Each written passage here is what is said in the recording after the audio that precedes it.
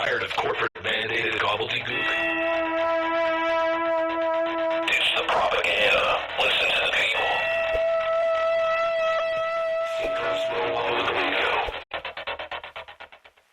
This is Seacoast Row Public Radio. It all started with one interview. A child star revealed his harrowing experience on the set of the obscura programming production Farmyard Festivities on Ice. He disclosed the cast and staff were paid terrible wages and experienced psychological torture for the duration of the show. This led me down a rabbit hole, eventually securing interviews with some important people from within the obscura programming and obscura biotech infrastructure.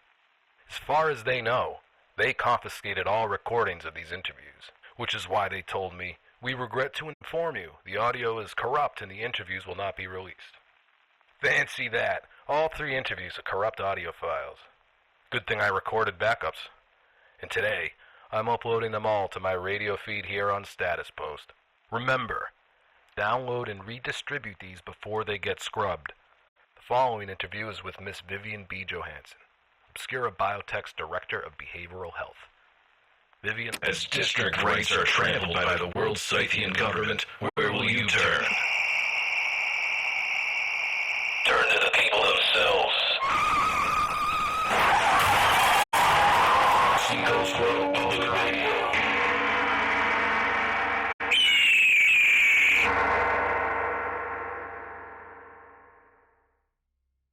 Welcome to Seacoast Row Public Radio. Now, usually you might expect me to be looking into conspiracies such as the ecliptic prophecy or what happened on Duri Django. Today, I've got something different.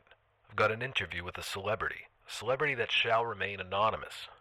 If you had a television set as a child, you probably remember Farmyard Festivities or one of the other Happy's Humble cartoons, such as the dramatic anime Escape from the Barn, the wacky reboot Happy's Humble Hijinks, or the Super Barnyard Buds video games.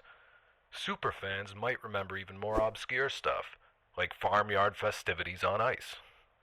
On Ice was a short-lived production. It was discontinued after troubles plagued the tour. There were rumors of a curse, abusive management, and a litany of other problems. The show was shut down permanently, never to return. Several cast members perished or disappeared under strange circumstances. I had a, quite frankly, strange interview with one of the remaining cast members. Their voice will be masked, their name withheld. We're not even going to tell you what character they played. Here's an interview with a former child star, former cast member of Farmyard Festivities on Ice. Enjoy. So I understand you were part of the cast on the very first run of Farmyard Festivities.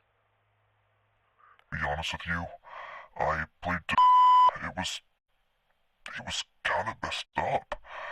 We had to put on the suits and it felt like they were breathing, closing in on you and then letting go. Like the suits had a mind of their own. The set was cursed. Some of the cast went missing. Some of them even died in freak accidents. We weren't allowed to talk about any of it, but you said you cover up my voice, right? Of course, we're going to modulate your voice, and whenever I mention your name or the character you played, it will censor it with a wonderful sound. Good. I just don't know if the FFOI handlers are still out there watching me, you know? The FFOI handlers? Who were they? Yeah, the people that ran everything behind the scene, that kept us on task, talent handlers. They made sure we showed up on time and ate the right food and took the right quick care capsules to maintain the perfect mental state to perform proper and land every spin. I mean, just controlling every aspect of what we do and where we go and who we talk to and what we can and can't say.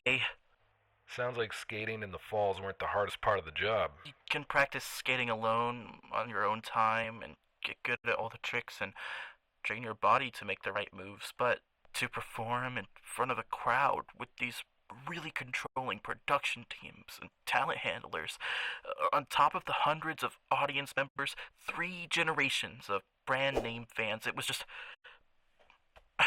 out of control.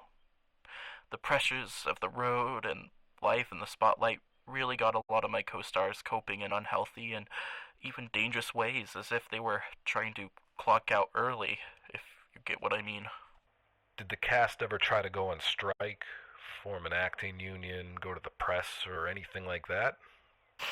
I guess this is really my first time, since every time anyone else tried to come forward, the media want to air the story, and they wound up missing or dead.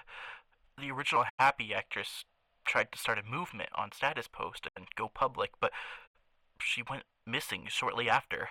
Years later, they just found her femur bone stripped of flesh, bleached, next to her cell phone.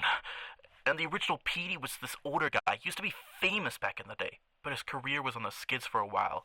He thought his career and reputation would save him, but after he did an interview about harsh work conditions, it was scrubbed from the internet. He was fired, and less than a year later, he drove his car off a cliff. The original Gary got paralyzed from the waist down, and a few of the other cast members just vanished. After all this went down, they started bringing in international actors and actresses because all of the local talent started to hear all the rumors that the production was cursed and were too scared to even try out. So not only is the production team abusive and threatening, but there also might have been a supernatural element in play. It's almost like you know my listeners. Yeah, that was what had us all so spooked.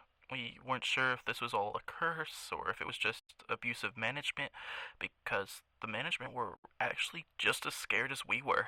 Strange things would go down on set, like stage lights crashing into a Zamboni mechanic and causing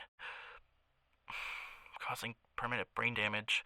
All of the actors and actresses started to have thoughts, bad thoughts, violent thoughts, like the roles were shaping us into someone else.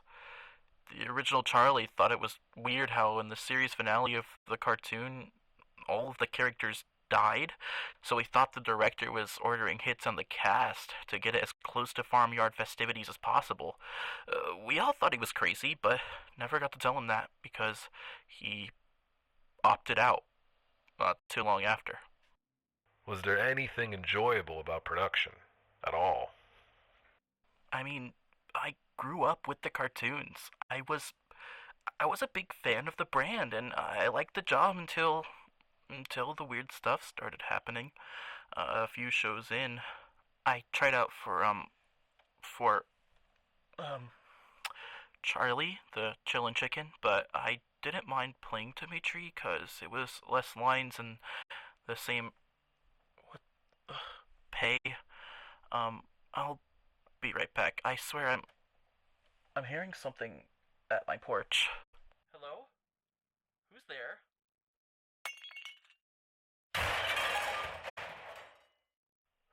Who are you? No. Please. No! Hello? Hello? Are you there?